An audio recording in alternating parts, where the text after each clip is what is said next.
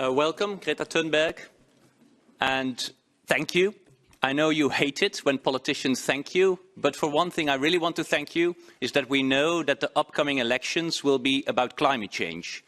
Today another poll was released indicating that a big majority of European citizens, for them to go to the voting booth for the European elections, will be on the basis of climate change. And this is really partly because of all your great work and all the students and the Fridays for Future.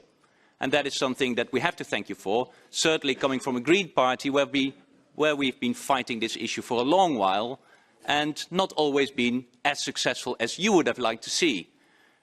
And maybe that is now I can turn to my colleagues. And of course I could now turn very cynical in looking at the past, in all the different votes that we had, all the different discussions we had, and I didn't notice that urgency that much as we see it today in the room. But maybe it's better to look forward, with all of us here. When we are, in July, going to vote on the new President of the European Commission, and a lot of you will come back, everyone hopes. I hope that everyone will remember this day, when we were applauding Greta Thunberg for her speech, talking about that the world is at stake. But that also means that we have then to look at the programme of the new European Commission, whether they really want to change policies.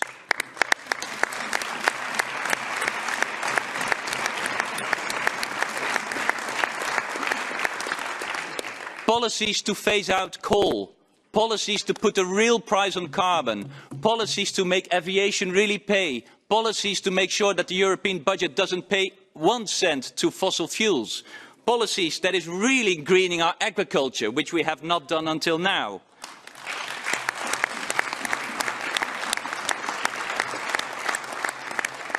And thank you for the applause, but I want your vote on that programme of the new President of the European Commission in July, because then only that applause really means something.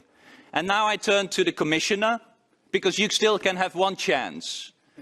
In September, you will go to New York, to the UN summit on climate change. Today is a good moment. You can promise that you will go to New York, where you will promise to say Europe will increase its climate target for 2030. Are you going to do that? And for the presidency,